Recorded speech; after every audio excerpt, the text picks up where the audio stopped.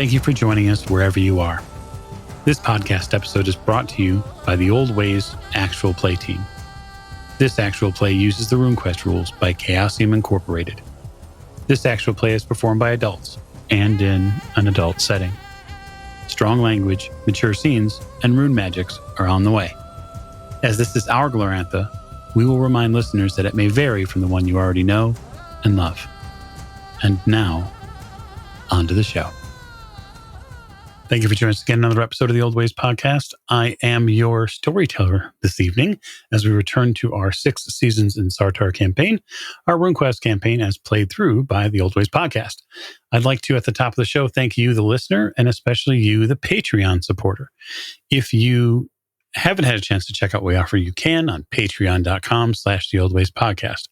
I would also encourage you to subscribe to several of our different social media platforms to stay up on all of the new and shiny things that we're doing in the future. And now I'll give way to cast introductions, and we'll begin to my right.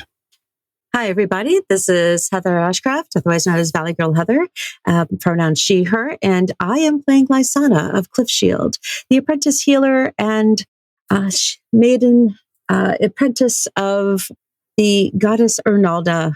And we're about to throw down, I do believe. Indeed. And to Lysana's right. This is Morgan, and I play Alara of Hillbase Stead. Our pronouns are she, her, and Alara is a devout cultist of Marangor, the earth goddess of earthquakes and volcanoes, and she enjoys the connection of the raw power and primal fury of the earth. Indeed she does. At the end of the table. This is Jake. I'm playing Vargast, initiate of Orlanth and Shad the Rainbow Worm. And now is the time for words have ended. It's time for action. Indeed it is. And last, but almost certainly not least. Hi, this is James, and I'll be playing Finn, an unspoken follower of Ermal, and the bane to the many a stead that he has passed through. Indeed.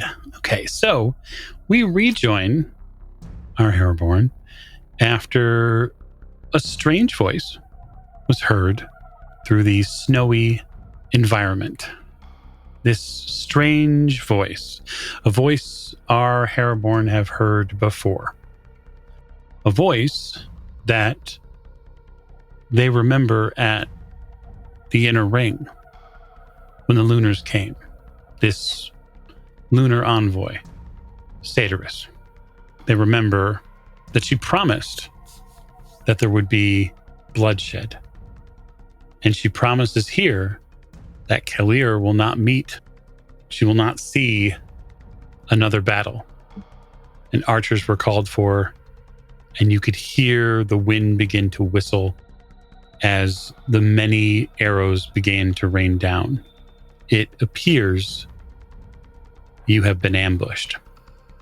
As Kalir moves forward, that iron sword appears in her hand, quick and decisive. And just as the group is getting to their own weapons, from behind the lunar position, you hear the call, various calls, voices all of you know. The call of the Vale. The black stag erupt behind the lunar position. And through the blistering, sweeping, wintry mix that is in the air, Gordangar, Jorganoth, and several other Haraborn Wepathanes come up on the lunar position from behind. The odds even. So what we're going to do is we're going to have a battle. Not in a traditional initiative sense, because in this sort of battle there are about 25 to maybe 40 combatants, depending upon the numbers. And so I won't bore our audience with 3.5 hours of dice rolls, because 6 Seasons in Sartar has a system for dealing with larger scale battles. We'll use it here for the first time. And so what we're going to do is we're going to resolve it roughly in the following way. Every player character is going to get a chance to roll their battle skill. We'll get to that in a minute or so. And then The major NPCs, in this case being Sadris and on the lunar side, and then Kalir on the Sartarite side, they will roll their battle skills.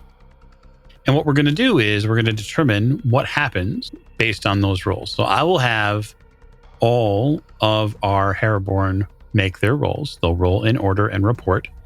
And this is a battle roll. So you are fighting on your own Tula, your own land.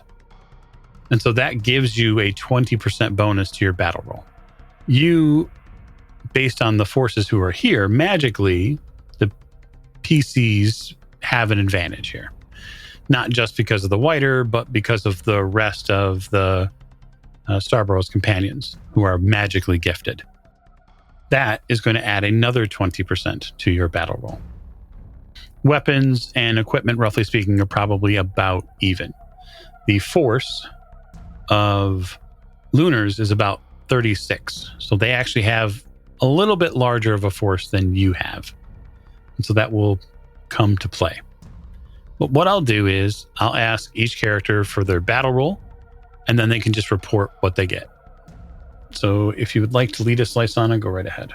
And that is an 8 Okay. on the die. So under 50. That is special. Okay. And then Morgan playing Elara. Yep. So I have a base of 15 on my battle. And then so plus the 40, that'll give me 55 then total. And I rolled a 68 out of 55. Okay. As you do. As you do. And then Vargast.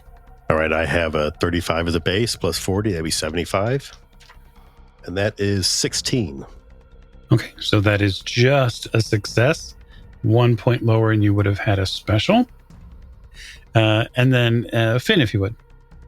I got a 60 over 20. Okay. All right. So let's total that up. And then I will roll Kalir's battle. This is a fun roll. Okay. So Kalir has a success as well. And now the Lunars. So because the Lunars only have one special NPC, they only get one roll. Okay. So Six Seasons has its own way to tabulate this. So basically, dependent upon the level of success, depends upon how many victory points you score. A success, special, and critical earn 1, 2, and 3 points respectively. So the special that Lysana get is worth 2. Vargas success is worth 1. And then failures subtract 1. And so that is okay. So the Haraborn have 2 victory points, and the Lunars have 1. And so you succeed in the battle against the Lunars. So we'll give it a little bit of narrative flair just to make sure that we all understand. And I think what would be great is if each one of our Haraborn talk about how they would engage in battle here. What part would they play specifically? It could be potentially casting spells. It could be the way that they're going to physically fight things out. And then we'll sort of resolve how things happen cinematically. So if you'd like, Lysana, if you give us an idea of how you would approach a battle of about 50 people to maybe 60 people, and you are suddenly directly in the thick of it. Oh, goodness. I'm guessing we don't have a whole lot of time before this battle is upon us. No. You essentially get jumped in the snow. All right. On the mountainside. Okay. Well, that doesn't leave me a whole lot of time to do a whole lot of things. But I will probably, once again, drawing upon the power of the earth and seeking to call upon Ernalda's great power, we'll probably begin to prepare demoralize, so spirit magic, to throw at the most pompous of the Lunars. They're basically trying to strike at us, their leader. Okay.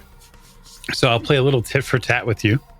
I think that your demoralize spell doesn't land on Sedaris. I think that she works through it.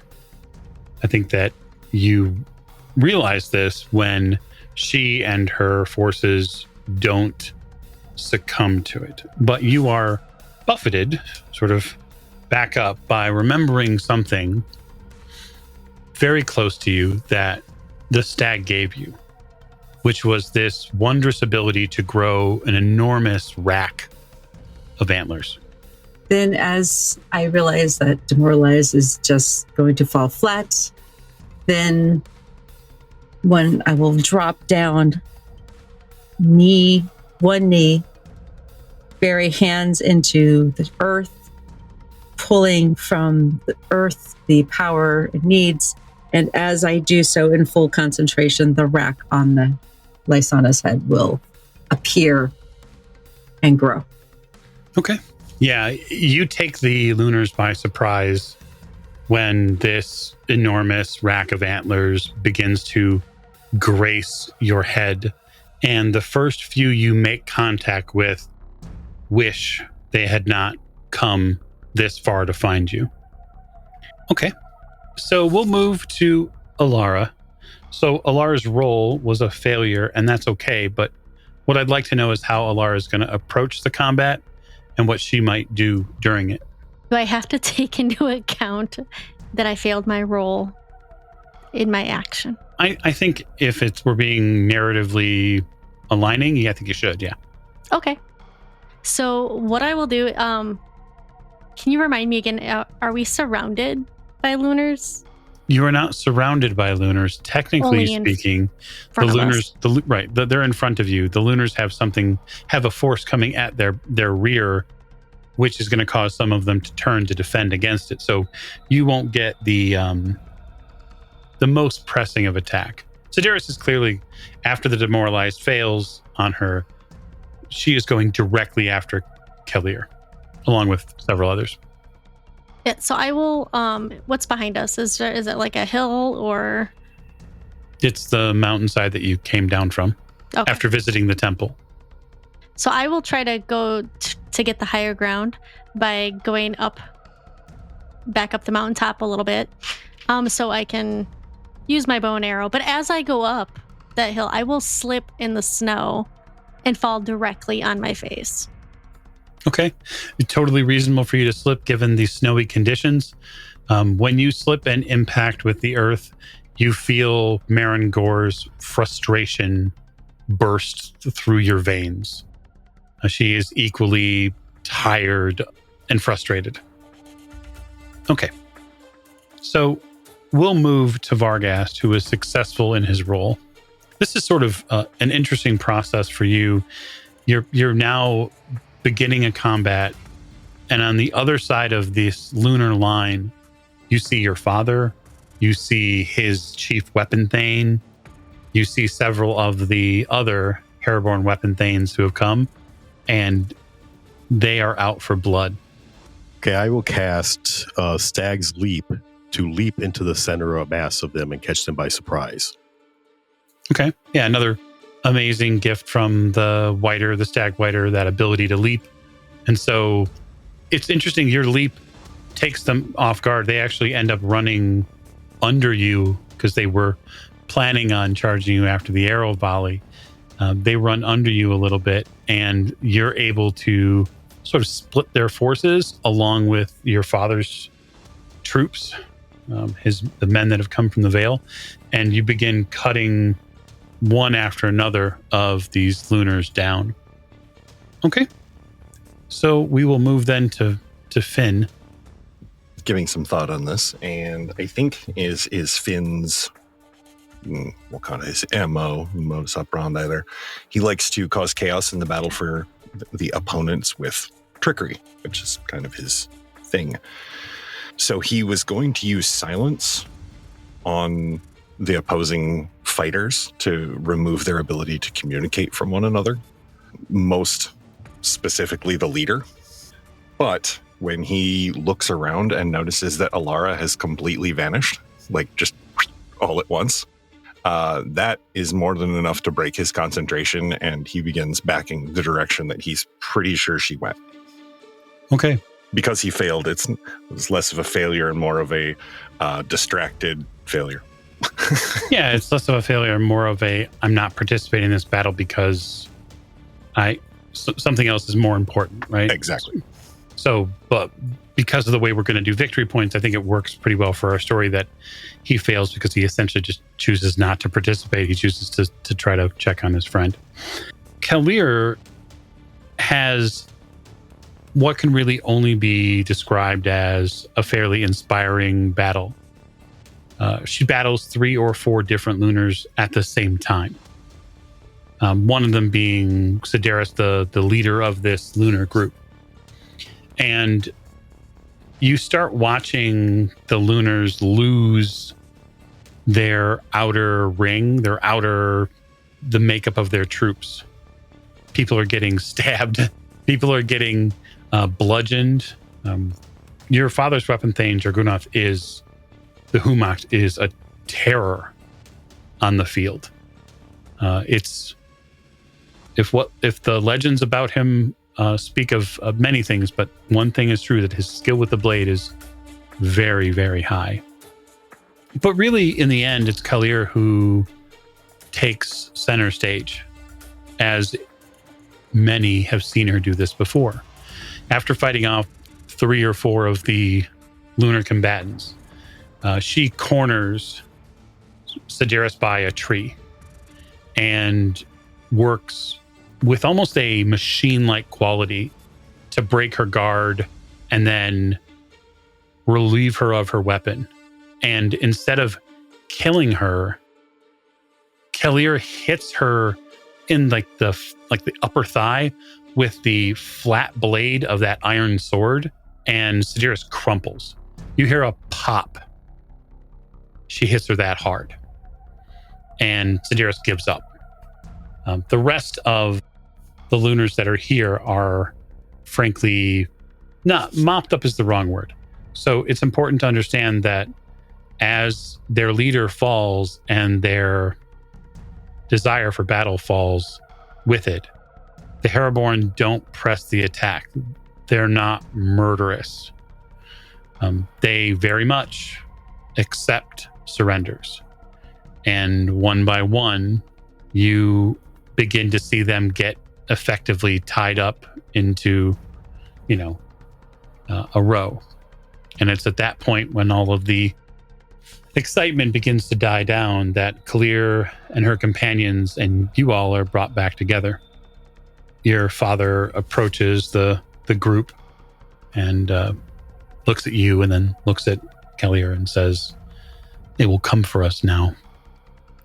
As soon as the snows all melt and the storms grow quiet, their soldiers will come. And that treacherous dog, Kang Harl, will do nothing to protect us. His tribal oaths mean nothing." Your father looks very grave, Varghast. He looks deeply concerned about what's happened here today. He does not look remorseful for his part, but it's almost this feeling like something has turned, something has changed, something cannot be undone with what's happened. Kalir puts a hand on his shoulder, which is a little odd because your father's very tall. She says, "The slaves of the Red Moon are powerful, but even their resources are not bottomless. Their forces are committed to Whitewall now. We intend on delaying them as long as we can. Perhaps you have time, but..." She sort of looks with the eyes that have seen hundreds of battles and resolve which has been tested on many occasions. "Send the women and children away. Send them to their kin and other clans. Your men, any of your men, I will order the deer folk to take. I know your history, Gordangar, son of Kestrel. Your people burned their homes and went into exile to escape the dragon's wrath. do the same now to escape the moons. Gordanger seems to bristle under that idea. I will think on it, Queen of Keldon. But I will not surrender my home without some of their blood. What is to be done with her? He points his hand over to the red woman. Killier turns to the group. I leave her fate in your hands. I have no interest nor time to keep prisoner, but she might be a bargaining chip in the future, as will many of these Lunars. So what now? As I look at the rest of the group, in particular Varghast. What do we do now? Get ready for war. Finn hefts his sling. I'm gonna want more than this. And is anyone else cold? As the chill starts to seep in, as the heat of battle drains away. Yeah, I am. It's cold out here. Here, let me help. He grabs Lysana and pushes her gently against Varghast. There, that's better. Thanks, Finn. We need to go with the deer folk and awaken the dragon. Kellier looks over at the group of you. We do not have the rest of the pieces yet. It could be some time before we collect them all. Then we should find them. This is not your quest. I will wake the dragon. Well, Finn says from the side. I mean, you would think so, but it seems like he, and he kind of points his thumb at Varghast, already has kind of a leg up on the whole ordeal, doesn't he? I'm just saying, what with the being chosen by the dragon and whatnot. When she levels the gaze, or like when they get the gazes, he doesn't blink, because this is kind of his deal, so he doesn't blink, he just holds his ground. You're not bonded, Yamali. I would be very careful with what you say. There is no one here to protect you in case your tongue wags too far. I had no idea that there were Haraborn who would end the waggling of a tongue from the truth. But I've been chastised, don't worry. I withdraw what I said. The road ahead leads you all into darkness. But then so did Orlance when he brought back light with him. The dragon made its choice, and it has chosen you. I must abide by its decision, she says through somewhat gritted teeth. It seems now our fates are entwined. And thus, we will meet again. Because certainly, Shah will have to make good on his agreement. I suggest you go back to the ring and you prepare your people for war, because that is what's coming. Then that is what we shall do. Okay, so I have a few questions. I like questions because they're fun. As you leave this season, you're going to enter the next sort of seasonal turn that happens within this land of Chlorantha. And that next season is Sacred Time. And so I wonder, what would you be doing? We'll just go player by player. What would your character be doing to prepare? I'll give you a few guideposts, okay? Gordangar eventually agrees. He recommends that the women and children go to other kin, other spaces to flee the Vale. Because while the Sidiris battle went very much your way, and she is still a prisoner, which can be bountied, that will not stop the Lunar Army from eventually replying. Much like in our ancient history with Rome, you could potentially pick off a small Roman force if you had the right advantages. But eventually the might of Rome would come through and do what it does, especially to a people who are mostly, frankly, by comparison, barbarians. Perhaps a little more savage than the cultured Roman people. That is what your father fears is going to happen, especially with the lunar puppet on the throne, basically allowing all of these things to happen. So the idea gets bandied about a little bit. There are some conversations that happen. I am wondering during Sacred Time what your characters are doing, what you're talking to your own family members about, what your own choices might be, with the four of you together, figuring out what it is that you're going to do. Do you have arguments to go with your family, to flee and go? Some of you might choose to want to join up with the deer folk. Your father, Vargas, makes it very clear that he is not leaving the Vale. He is staying here. And so are many of his weapon thanes. So are many of his, what you would consider troops. They are staying, they're not going. They're going to make whatever stand they need to. Lysana, what are you planning on doing with your time? I would be first. Consulting my mother would be priority number one. Bringing her up to speed, letting her know what has occurred, what has happened, and what is. I'm sure she probably will recognize what is to come without me even saying so, because since she has been through some of this before, losing my father, and of course my uncle being off at the deer folk.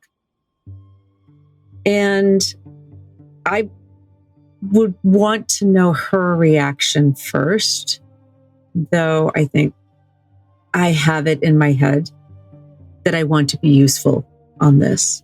And that almost that childhood hero worship of my grandmother, the stories of my father, my grandmother, my grandfather, especially if my grandmother, have lived with me. And I think I would disappoint my mother. I think I will be disappointed my mother, because I will choose, I'm sure, over some protests on her part, that I plan on trying to want to go either stay here and help fight, or more than likely go find the deer folk and go with my uncle, because I feel I could be more of service to our people as a whole, both with my healing capabilities, my knowledge, my connection to Arnalda, and my more than a little wild spirit that has always been a part of me. And of course, being in my youth as where I am, there is a level of still that kind of, even with everything, there's always that small, that level of romanticism to the idea of being part of something bigger than yourself. And for Lysana, I could see her very much wanting to be a part of something larger than herself, of not staying because there's a chance, if you leave, there's a chance of surviving. Like, she sees staying as kind of not necessarily a fool's errand, but almost a suicide mission. She understands the necessity for it and why some of the men folk would want to do that. But for her, she would rather take her chances out there in the world, and she wants to see it. She doesn't want to stay and die. She definitely does not want to hide away. She wants to see the world. She wants to be a part of something bigger. And her family, those, even though they have lost their lives in their various pursuits, live on and have continued to live on in story and in the hearts and minds of all of us who have survived. If she is to die or fall to the Lunars in any way, shape, or form, she wants to live before she does. and she wants to be in as much service as possible, not hiding away somewhere. Okay. I think that's very true to character. You have not even grown branches yet. You have not lived yet. And so hiding away is not an option. But I wonder if some of your troop decide to stay, what will you do? We'll get a chance to delve into that a little deeper. But good enough. Good enough for now. We'll check back in. So Alara, your mother and father are leaving. That is their intention. Their intention is to go. Your father is not an armsman. He's not a warrior. He and your mother are farmers. They're planning on going with the people who will go to kin in other areas in hopes that they can survive whatever happens. I wonder how that sits with you. I think it's good that they're going. I think they belong somewhere else where they'll be safe. And I know that harm won't come to them. But after going through all the changes that I have in the last few seasons, I feel different. I mean, I am different. And I feel like my place is here for now, helping try to stop whatever incursion might come. And after that, who knows? I want to, much like Lysana, I want to see what's out there. What else? Where can I be of service? And so I feel like for now, my place, again, my place is here to help. And after that, wherever the world takes me, or the goddess Marangor takes me at this point. Okay. So you were decidedly deciding to stay. I don't think, Vargas, there's any question about your staying in my mind, but I'm happy to have you prove me wrong. If you feel that you need to go with the deer folk and leave the Vale, then let me know. Yeah, there's no way Vargas is leaving the Vale, his father and everybody else. He will encourage his friends to leave, but he himself is not going anywhere. Okay. You choose not to go.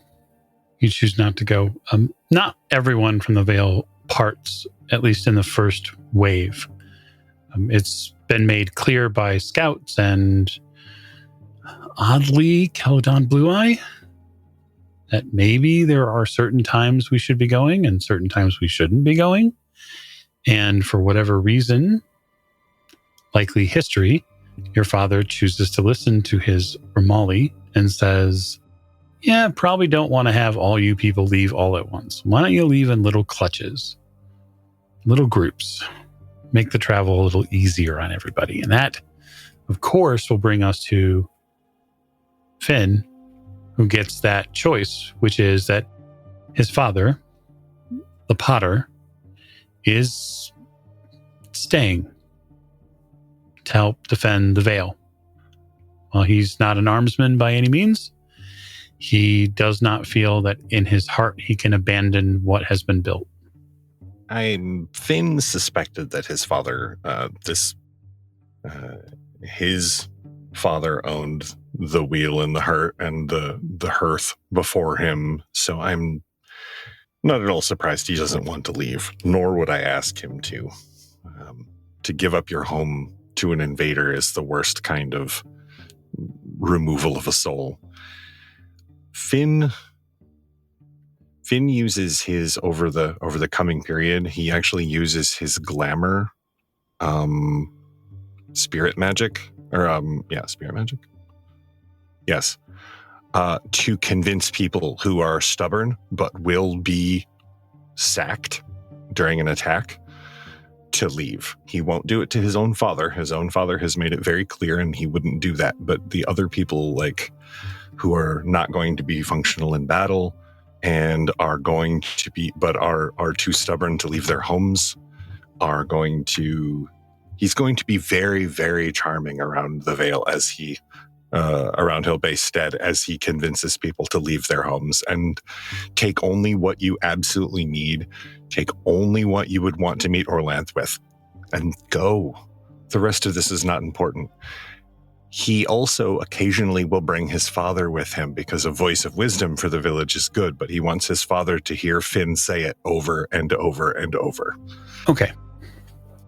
So for the most part then, the group is deciding to stay in various forms. You also get that time, this specific time befalls you, and that is sacred time. And so there is a 2-week portion of the Glanthan calendar where you, in effect, help rebuild the world. All of you, in one way or the other. And so you begin to participate in rituals led by Savan and Morganath. And these rituals are, I think one of the best analogs for me is sort of like a type of theater, perhaps with puppets, perhaps with other types of instruments. And you, in ritual song and in action, begin to work through the idea of repairing the world. And so there's cooking and there's building that goes on. And you sew costumes, and there are a series of purification rituals. People get organized to do different tasks. This is something that you all participate in. And many of you, very much so, fight off chaos as it tries to inject itself into these rituals. And there is very much a spiritual battle that goes on in the Vale between forces of chaos as they try to keep you from rebuilding the world. And so those of you who have participated in the male initiation ritual get some very familiar feelings about fighting spirits of chaos and the idea that this has to be done to cleanse the world and begin it anew.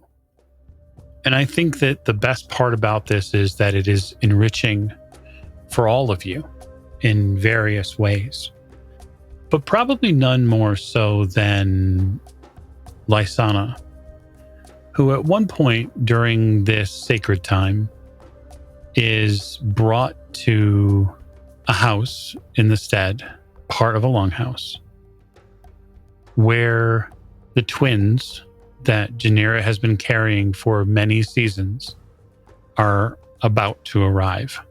And it is a different time now. Instead of your mother leading that charge, instead of her taking all of those years of experience in midwifery and birthing experience, she stands back and informs you that it is your turn to lead this process. Oh, goodness.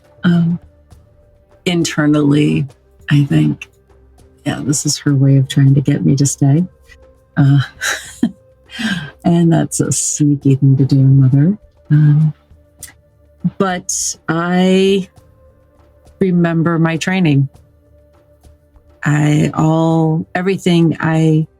After a little bit of panic, I ground myself and remember everything that I have ever seen her do. As much as I can remember of what she has said. And I go about the process of preparing the space and the mother-to-be, soothing her. And I'm going to bring to full bear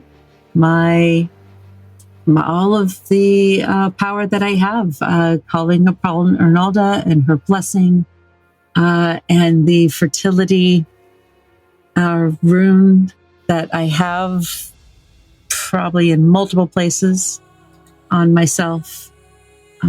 Every little bit of power and inspiration I can get to kind of help guide me through and keep me calm so that I can help the mother-to-be and all those around stay calm. Because I'm sure for my mother, there is still that element, although she says she believes that I'm ready, I'm pretty sure it's like the equivalent of a mom or dad teaching their child to drive for the first time. So I think that's an interesting potential analogy, the driving for the first time.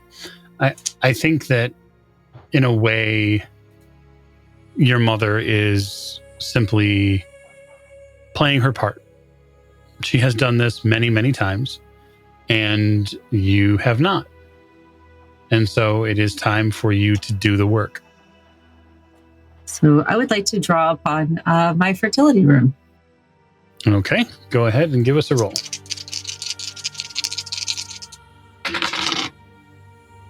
Oh, I do so like these dice.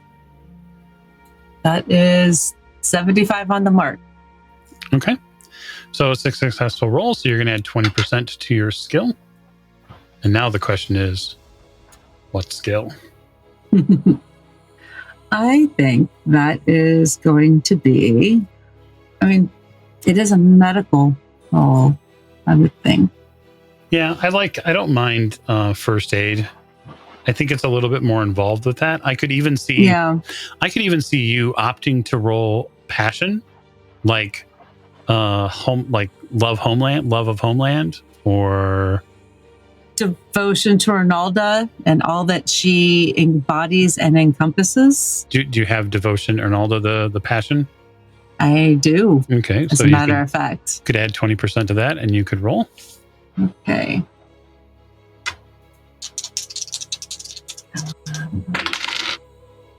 Yes, that's a 13.